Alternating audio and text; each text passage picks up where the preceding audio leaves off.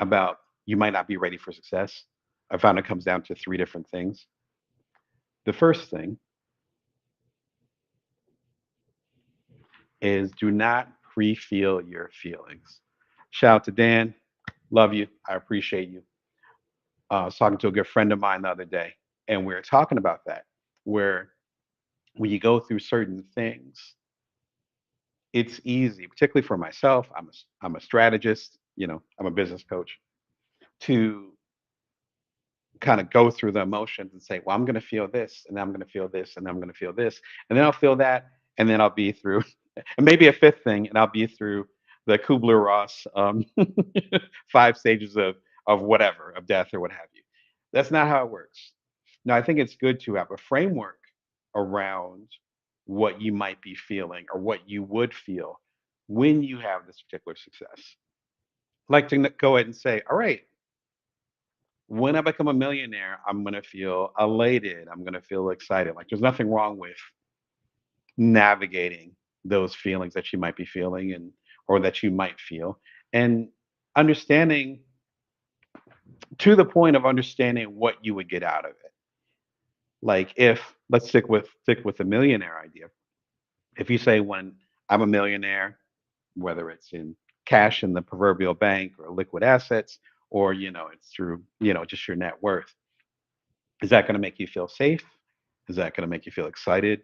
Are you going to feel superior? Are you going to feel accomplished? Um, are you going to feel like your legacy is solidified? So you have pride in that. What is it that you're actually going to get out of it? That's one thing. I think that's a good thing. I think that's intention and it's like, all right, that's why I want that. And maybe it comes to the point as many financial folks talk about, maybe it's the thing where maybe you don't need $1 million. Maybe you need 100,000. Maybe you need to have a job that doesn't suck. Maybe you need to have all your bills paid every month and that makes you feel secure. So having that intention, I think is fine. Not being prepared for success, though, financially or otherwise, when it's pre-feeling your feelings, then it's basically not allowing yourself to feel whatever you're going to be feeling when it happens. And yeah, when you have, I think about that with good friends or people that I care about that have had a major loss. And, you know, excuse me, often the first thing you'll say would be, well, I can't imagine how you feel. I'm so sorry. And so often they've said, well, you can't imagine how I feel because you don't know how you feel until, you know, fortunately or unfortunately, you have that loss. It's the same thing with success. To paraphrase Elizabeth Gilbert, who talks about this in this fantastic TED talk. If I remember, I'll go and throw it into the replay. She has two famous TED talks. Um, one is about creativity, and the other one is about dealing with success. And what she talks about is how she had runaway success, of course, from Eat, Pray, Love, her famous book that sold 10 million copies, or became a popular movie with Julia Roberts. I don't know, 15 years ago. But she talked about how that and that overwhelm felt the exact same way as when she was a broke waitress, I believe in Arizona somewhere, um, trying to make it as a writer. They felt the same. So it ends up being the same the same ride. It ends up being the same ride. And once you understand that, then you're like, oh, this I don't know what I'm going to feel. I can take a guess, maybe excuse me, I can get a nice therapist. Sorry. I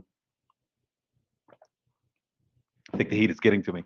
But I can get a nice therapist, whatever, to be prepared for wherever it goes, or I'll go and get a network. We'll talk about that network that will support me with that. But you're not gonna be like, oh, well, I'm gonna feel this and I'm gonna feel this. You can't do that because what will happen is that once that success happens to you, and it does happen to us, we can plan for success, but we don't know when it's gonna happen. We don't know when we're gonna have the best selling book, when we're gonna become a millionaire, or we're gonna I don't know, go out with this person that we've been want to go out with for a while. Like whatever the situation is, we don't know when it's going to happen. We can take a guess. Once it happens, you're on the roller coaster ride. And then whatever happens with it, you're going to have to roll with it. So, number one, do not assume how you're going to feel. You can't cushion against that. And I have to remind myself of this all the time because I tend to be a strategist. So it's a gift and a curse. Makes me super helpful, hopefully, to serving y'all as a business coach and planning my career, my life, and all those things. But not really helpful when there's big emotions that you don't necessarily know are coming. The second part of that is creating a flexible enough strategy so that you're able to adapt to whatever feelings come. There's circumstances where we might have a really big success, but it comes at a cost that we were not expecting. For instance, if you're able to build a successful business and it gets acquired or whatever your definition of success is, but then you treat your co-founder or the other people around you horribly. That, I mean, no matter how cold-hearted slash super capitalist or whatever you might be feeling, you still have those feelings. You can't process those ahead of time. So there might be a feeling of guilt when you have the success.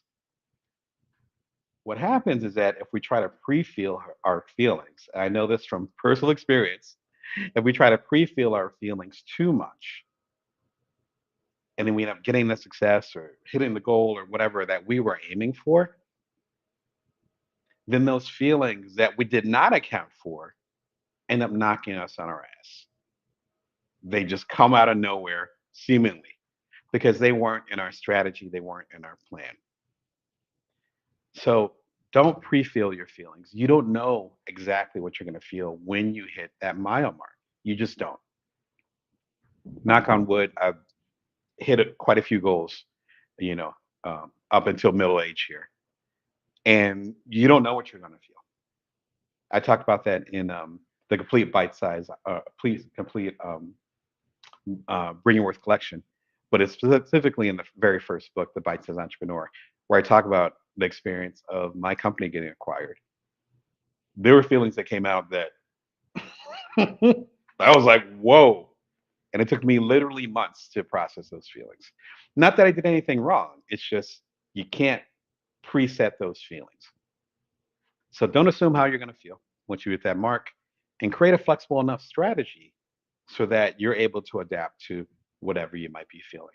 Those two things are so key. And trust me, again, on being on the other side of those things, I think it's really, really important.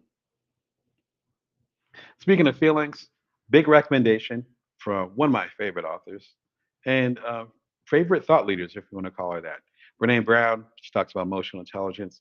Her book, Rising Strong. It's a good starter kit as far as I understand the power, the waves that our emotions can bring up and how to deal with those things. And excuse me, when it comes to Rising Strong, it's really about coming back from defeat and or a challenging place.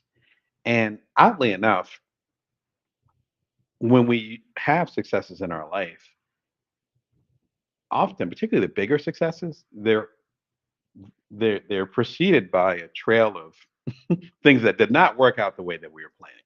It's the kindest way I can put it. A trail of that.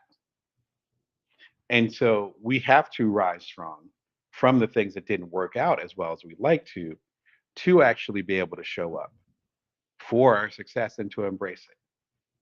If you have a series of things that did not work out the way that you wanted it to, and you label yourself in your mind a failure, what do you think is going to happen when you actually have and reach that goal or success that you had in mind? If you still believe in your heart that you're a failure, you're going to throw it away because it doesn't pattern match who you think you are. Okay, listen, I am excited for you if you have not had success yet based on your definition, because that means you still have time to prepare. This book is part of the preparation. Speaking of, did a master class at the end of last year, emotional intelligence, all the good stuff that I talked about with emotional intelligence, including some of the theories from Brene Brown. It's a deep dive. You know, take a Saturday, pour some coffee or something stronger, whatever you're into, and just zone out and listen to it. You're able to have a level of depth that will prepare you for your success. So, what about you specifically? Have you been in situations where you tried to pre-feel your feelings and packages it up? Again, I'm guilty as charged with me. And did that actually help you when that success or frankly when that failure ended up occurring? Did it protect you at all? I love to hear your thoughts in the comments. Again, it didn't always work out for me. I'll leave it at that. But we're all being vulnerable here. That's part of the vibe. And again, that's one of the reasons why I have Bring Your Worst Show, because I want to connect to y'all as a community to be like, hey, these are things that we go through, particularly with ambitious folks like myself and like you. Let us know in the comments, even if you're watching a replay. Still would love to see what's happening. You're watching Bring Your Worth TV. I'm entrepreneurial coach Damon Brown. If you want to learn more about me, if you want to coach with me, my lines are open. Feel free to reach out at damebrown.net. Bring Your Worth comes out on Wednesdays live at 1:11 p.m. Pacific Standard Time, Vegas time. You can subscribe for free. And today, we're talking about how you might not be ready for success.